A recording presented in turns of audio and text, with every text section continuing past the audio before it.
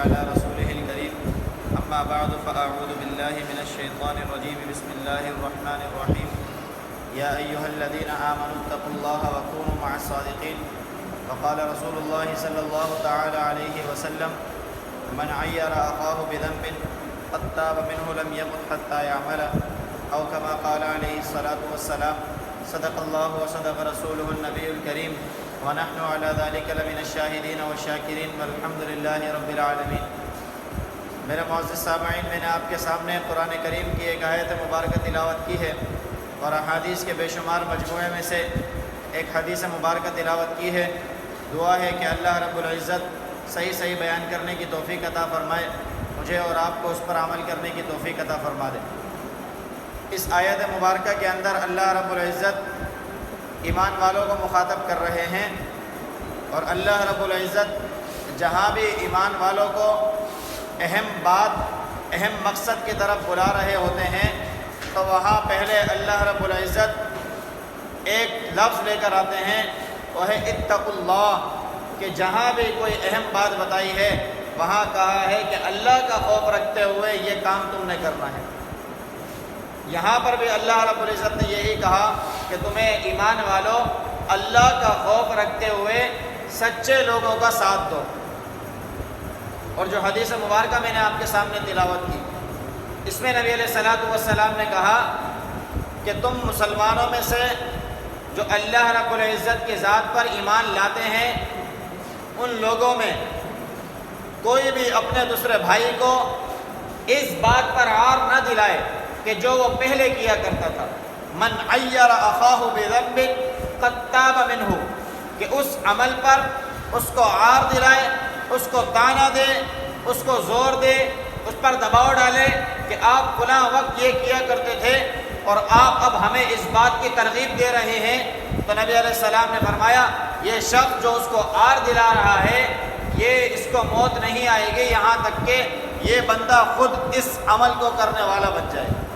مثال کے طور پر بعض لوگ پہلے کسی اور مشغلے میں اپنے آپ کو لگایا ہوا ہوتا ہے، پھر اللہ رب العزت کے فضل سے اللہ ان کو اسلام کے صحیح احکام پر عمل کرنے کے توفیق عطا فرماتے ہیں۔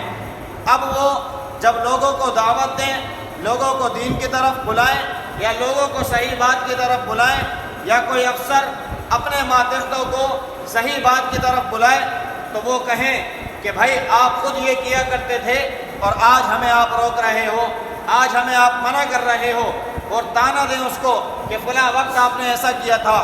اب ہمیں اس وقت کا حال معلوم نہیں ہے کہ ابھی اس نے توبہ کی ہے یا نہیں کی یا کیا معاملہ ہے۔ اب ہو سکتا ہے اس نے اللہ سے توبہ کر لی ہو اور اللہ نے اس کو بخش دیا ہو، اللہ نے تو اس کو بخش دیا، لیکن ہم لوگوں کی زبانوں سے جب یہ عمل نہیں ختم ہوتا تو اللہ رب العزت فرماتے ہیں کہ وہ نہیں مرے گا جو شخص اپنے بھائی کو عار دلا رہا ہے اس کے پہلے کے عمل کے اوپر، کہ جب تک کہ خود وہ عمل نہ کرنے لگے۔ مثال کے طور پر بعض لوگ پہلے کسی برے فعل میں مبتلا ہوتے ہیں، پہلے کسی شراب، زنا اور اس طرح کی بری چیزوں کے اندر مبتلا ہونے کے بعد صحیح راہ کی طرف آتے ہیں، اسلام کا دامن تھام لیتے ہیں، یا یہ کہ غیر مسلم تھے پھر اسلام میں آ جاتے ہیں، اب انہوں نے ساری چیزوں سے توبہ طائب ہو کر اللہ کے آگے سر بسجود ہو گئے، اب لوگ ان کو طعنہ دیں کہ بھائی تم فلاں وقت اس طرح کیا کرتے تھے، تو شریعت کی روح سے اس طرح کہنا اس کے لیے جائز نہیں۔ یہ وہ اپنے لیے وبال بنا رہا ہے، اپنے لیے مسئلہ بنا رہا ہے کہ اللہ رب العزت کے یہاں اس بھائی کی تو مغفرت ہو جائے گی، لیکن جو کہہ رہا ہے اس کہنے کے اوپر اس کی اللہ رب العزت پکڑ فرمائیں گے۔ اللہ فرماتے ہیں یا ایھا الذین آمنوا اتقوا اللہ وکونوا مع الصادقین، ایمان والو اللہ کا خوف رکھتے ہوئے سچے لوگوں کے ساتھ شامل ہو۔ یا ایھا الذین آمنوا ان جاءکم فاسق بنبأ فتبینوا، آپ کے پاس کوئی خبر آ جائے، آپ بغیر کسی تحقیق اور تصدیق کے اس کے اوپر کوئی لیبل نہ لگائیں کہ فلاں نے اس طرح کر دیا ہے، فلاں ایسا شخص ہے۔ بھائی آپ کو کیسے پتہ لگا؟ میں نے فلاں جگہ بیٹھا تھا تو تذکرہ ہو رہا تھا، فلاں شخص کے بارے میں یہ بات ہو رہی تھی، تو نبی علیہ السلام نے ایسے لوگوں کے لیے فرمایا کہ ایسے لوگ جو صرف سنی سنائی بات کو آگے پہنچا دیتے ہیں، کفا بالمرء کذبا ان یحدث بکل ما سمع، کہ ایک آدمی کے لیے، ایک انسان کے جھوٹا ہونے کے لیے یہ بات کافی ہے کہ وہ ہر سنی سنائی بات کو لوگوں میں پہنچا۔ آج ہمارے معاشرے کے اندر یہ بات عام رائج ہوتی چلی جا رہی ہے۔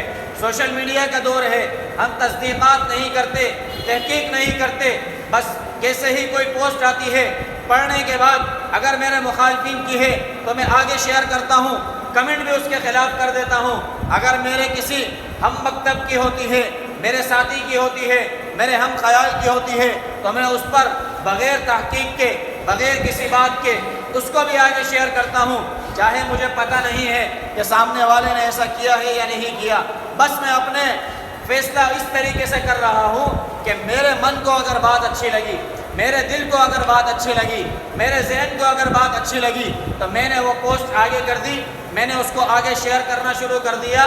لیکن جو نبی علیہ الصلوۃ والسلام اور اللہ رب العزت نے مجھے حکم دیا کہ یا ایھا الذین آمنوا ان جاءکم فاسق بنبأ فتبینوا، جب تمہیں ایمان والوں کوئی بات پہنچے تو اس کی تحقیق کر لیا کرو، بغیر تحقیق کے اس کو بات آگے نہ پہنچایا کرو۔ اسی طریقے سے کہا کہ اللہ کا خوف رکھتے ہوئے سچ بات کیا کرو۔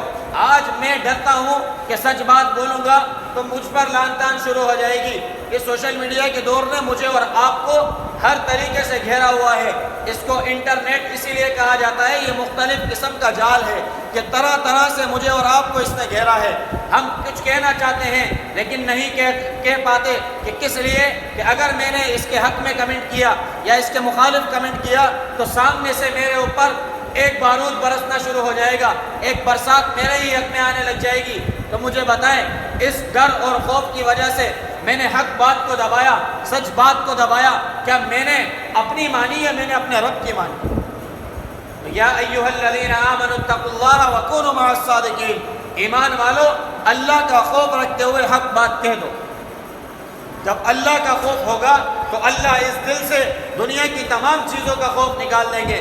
اللہ رب العزت کے یہاں کامیابی اصل کامیابی ہے، اللہ رب العزت کی رضامندی اصل رضامندی ہے، اللہ رب العزت کی خوشنودی اصل خوشنودی ہے۔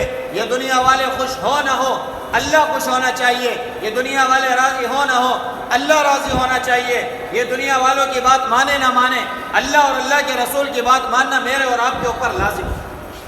کہ جس نے بھی پڑھا ہے لا الہ الا اللہ محمد الرسول اللہ، اس نے اس کلمے کے احکام پر عمل کرنا ہے۔ جب تک کہ وہ ایمان نہیں لاتا تب تک کہ اس کے اوپر اسلام کے احکامات صادر نہیں ہوتے، لیکن جب کلمہ پڑھ لیا ہے اب میں اور آپ اسلام کے حکم کے اوپر عمل کرنا ہمارے اوپر لازم ہے، اس پر چلنا میرے اور آپ پر لازم ہے۔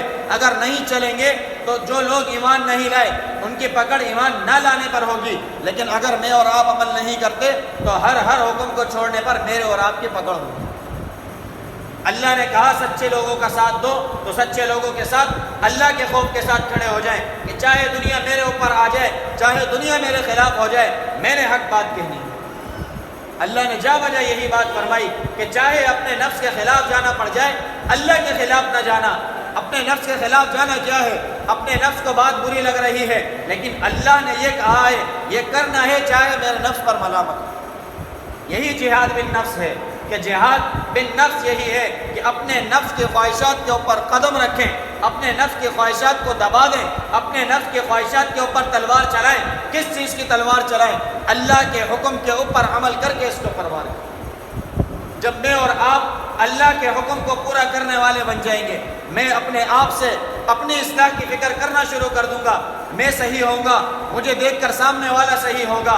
یہی تربیت میرے نبی نے اپنے صحابہ کی تھی کہ نبی علیہ الصلوۃ والسلام سب سے پہلے نبوت سے پہلے 40 سال اپنا کردار پیش کیا کہ جب تک نبوت نہیں ملی تھی اس وقت بھی نبی علیہ الصلوۃ والسلام کو ہر بندہ صادق اور امین کہتا تھا کہ یہ سچے بھی ہیں، یہ امانت دار بھی ہیں۔ کوئی نبی علیہ الصلوۃ والسلام نے تشہیر نہیں کی تھی، کوئی نبی علیہ الصلوۃ والسلام نے ان کے درمیان تقاریر نہیں کی تھی، صرف نبی علیہ الصلوۃ والسلام نے اپنا کردار پیش کیا۔ آج میں اور آپ پوری دنیا کا خوف اس دل میں لے کر بیٹھتے ہیں، اللہ کا خوف نہیں رکھتے۔ وہ کیسے کہ اللہ رب العزت کہتے ہیں کہ جھوٹ نہیں بولنا، میں دنیا والے کے خوف سے جھوٹ بول دیتا ہوں، میں دنیا کی کسی لالچ کی وجہ سے جھوٹ بول دیتا ہوں، میں دنیا کی کسی لالچ کی وجہ سے غیبت بھی کر لیتا ہوں، میں دنیا کی چاہت کی وجہ سے، دنیا کے اندر غرق ہونے کی وجہ سے اللہ رب العزت کے احکامات کو توڑ دیتا ہوں، پل پل اللہ کے احکامات میں اپنے آپ سے توڑ رہا ہوں، اپنے ہاتھ سے توڑ رہا ہوں، تو مجھے بتائیں کہ اللہ رب العزت کا خوف میرے دل میں ہے یا دنیا کا خوف میرے دل میں ہے؟ میرے بھائیوں، دوستوں، بزرگوں، میری اور آپ کی کامیابی اللہ کا خوف اپنے دل میں لانے سے ہوگی۔ اللہ رب العزت نے یہ ایک ہی دل بنایا، اس دل کے اندر اللہ کا خوف رکھیں، اللہ کی محبت رکھیں تو کامیابی ہوگی۔ ایسا نہیں ہو سکتا کہ کہیں کہ اللہ کی محبت بھی ہے، دنیا کی محبت بھی ہے، اللہ کا خوف بھی ہے، وقت ضرورت دنیا کا خوف بھی ہے، ایسا نہیں ہو سکتا۔